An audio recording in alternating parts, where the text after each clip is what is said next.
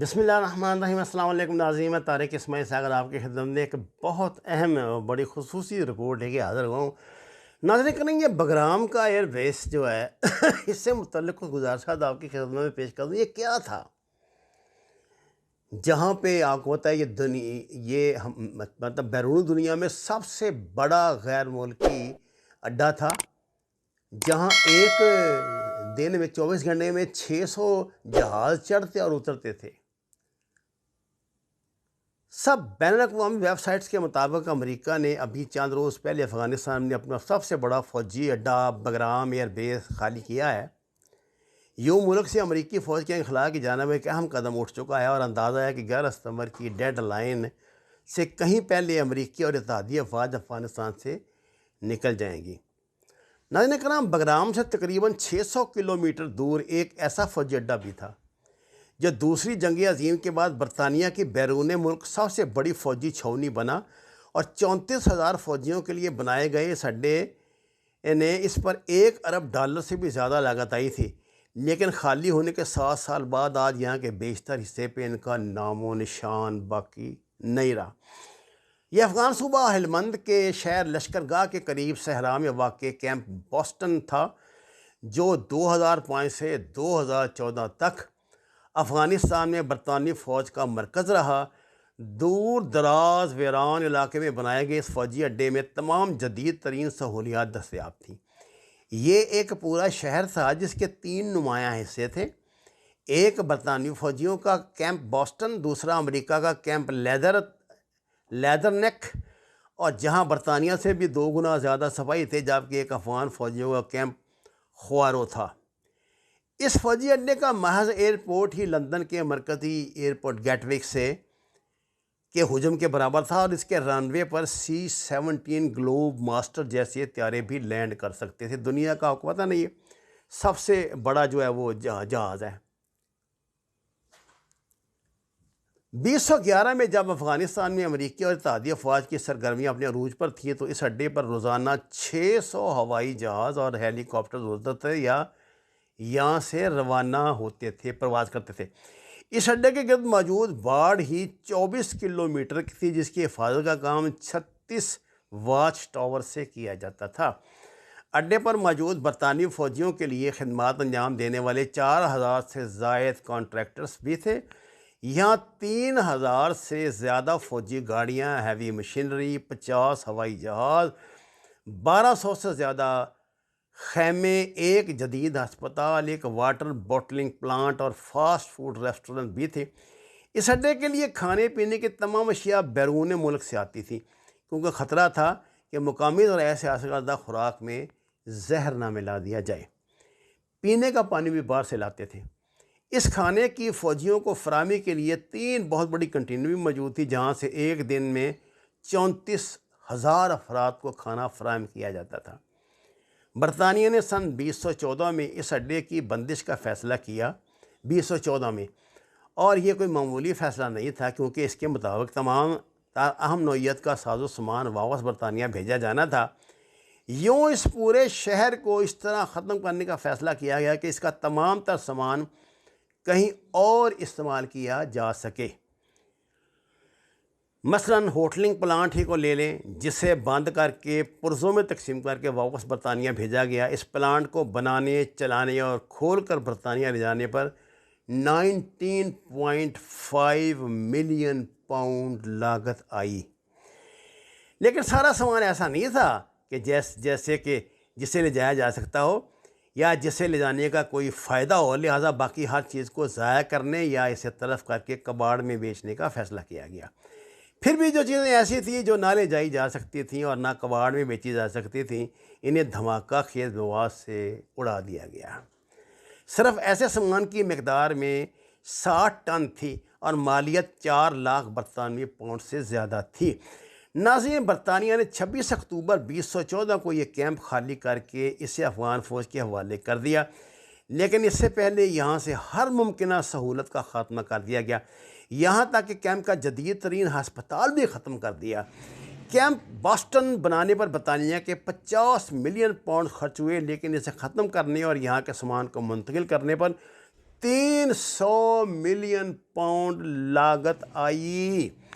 Camp Boston کو ختم کرتے ہوئے تقریباً 7 سال ہونے والے ہیں۔ اب اس کی محض 2 یادگاریں ہیں بچی ہوئی ہیں، ایک رنگ روڈ اور دوسرے واچ ٹاورز۔ اس رن وے پر جہاں روزانہ 600 جہاز اترتے اور پرواز کرتے تھے، اس کا نام و نشان بھی باقی نہیں رہا۔ دوسری جنگ عظیم کے بعد برطانیہ کے سب سے بڑی جنگی مہم پر برطانیہ کی کل لاگت $37 ارب رہی۔ اس دوران 543 برطانوی فوجیوں کی جانیں گئیں، اور دوسرا جو نقصان ہوا اس کا آپ اندازہ ہی نہیں کر سکتے۔ ناظرین کرام، یہ بات جان لیجئے کہ ان کیمپوں کو ختم کرنے، بگرام کو ختم کرنے میں، چیزوں کو ضائع کرنے میں جتنی لاگت آئی، وہ ان کی اپنی جو لاگت تھی اس سے کئی گنا زیادہ تھی۔ یہ تھا وہ کچھ جو یہ لوگ واپس لے کے جا رہے تھے۔ ایک تباہی و بربادی 20 سال کی اس جنگ نے، قریباً 30 سال کی جنگ میں ہم یہ کہتے ہیں کہ امریکہ ہار گیا۔ یارو خدا کے لیے بات کہنے سے پہلے امریکہ پہلے سوچ لیا کرو، امریکہ کیسے ہار گیا؟ کیا امریکہ کی اکانومی ختم ہو گئی، ڈاؤن ہوئی ہے، کوئی فرق پڑا ہے؟ یہ لوگ بہت طویل منصوبہ بندی کرتے ہیں، 100 سال، 50 سال پہلے منصوبہ بندی کرتے ہیں، اور ان کے پاس یہ اندازہ ہوتا ہے کہ اس پہ کتنی لاگت آئے گی، اس پہ کتنا نقصان ہوگا، اس پہ کتنا کیا کچھ ہوگا، اس کے مطابق یہ ری ایکٹ کرتے ہیں۔ یہ جو نقصان تھا یہ ایکسپیکٹڈ تھا۔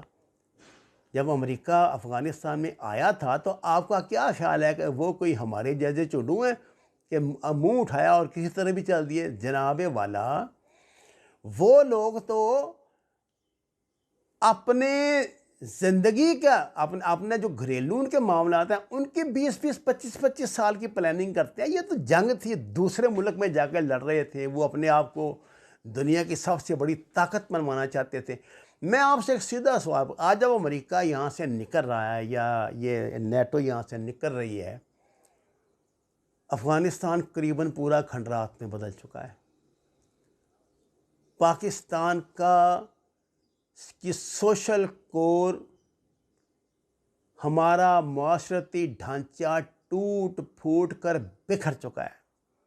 ہیروئن کلاشنکوف نے پاکستان کا خمیر بدل دیا، ہمارا کلچر ہی تبدیل ہو گیا، ہماری سوچ کا انداز ہی بدل دیا۔ منشیات نے ہمارے بچوں کی رگوں میں جو کچھ داخل کیا ہے، پتہ نہیں کتنی نسلوں کے بعد اس کا خاتمہ ہوگا۔ امریکنوں نے افغان معاشرت پہ جو اثرات مرتب کیے ہیں، آپ کو ان کے نتائج آپ سمجھ آ رہے ہوں گے کہ وہ غیرت مند افغان جو اسلام کے علاوہ کسی چیز کی، ان کی زندگی یہ تھی نماز پڑھنا، بکریاں چرانی اور زندگی گزارنا، اس کے علاوہ تو کچھ تھا نہیں۔ وہ تو کھیتی باڑی تو آپ کو پتہ قسمت سے ہی ہوتی ہے، بنجر علاقے ہیں، پتھریلے پہاڑ ہیں، کچھ بھی نہیں ہے وہاں پہ۔ بڑے مشقت زندگی، محنت مزدوری کرنے پاکستان آتے تھے۔ جب جہاد ہو رہا تھا، افغانستان والا جہاز، جو پہلا جہاز ہے جو، تو یہ پشاور کے بازاروں میں یہ جو افغانی جو کرنسی ہے، یہ بنڈل بکا کرتے تھے۔ پاکستان کا 100 کا نوٹ دے تو ایک بنڈل ملتا تھا ان کا۔ آج افغانی کرنسی ڈالر کے مقابلے میں ہم سے زیادہ مہنگی ہے۔ ہم کہاں پہنچ گئے؟ اس جنگ نے ہم سے بہت کچھ لیا ہے۔ امریکہ ہماری ایسی کمر توڑ کے گیا ہے کہ آج ہم 100 روپے کلو آٹا خرید رہے ہیں۔ اس کی وجہ صرف یہ جنگ تھی، یہ دہشت گردی تھی، اور مجھے نہیں پتہ آگے کیا ہونے والا ہے۔ لیکن اگر ہم نے آج بھی بنیادی سچائیوں کو نہ سمجھا اور صرف یہ جلسے جلوس کر کے یا محفلیں کر کے یا ناچ گانے دکھا کے اور یوٹیوبروں کو رتب اللسان بنا کے ہی اس کا ڈھنڈورا پیٹتے رہے سی پیک کا، تو پھر ہمارا اللہ حافظ ہے، ہماری معیشت کہیں نہیں کھڑی۔ یاد رکھیے، جب تک دنیا ہے جنگیں تو ہوں گی، دوست تو بدلیں گے، دشمن تو بدلیں گے، لیکن ہمسائے نہیں بدلیں گے۔ نہ انڈیا ہمارا ہمسایہ بدلے گا، نہ افغانستان ہمارا ہمسایہ بدلے گا۔ یہ باتیں ذہن میں رکھ کے پلاننگ کریں۔ ملک میں کوئی پلاننگ کمیشن نام کی چیز مجھے دکھائی نہیں دے رہی۔ بنائیں اور جاگیں، ہوش کریں اس سے پہلے کہ سب کچھ تباہ و برباد ہو جائے۔ وما علینا الا البلاغ المبین۔ درخواست ہے ناظرین ہمارے چینل کو سبسکرائب کریں، لائکس دیں۔ آپ کا شکریہ۔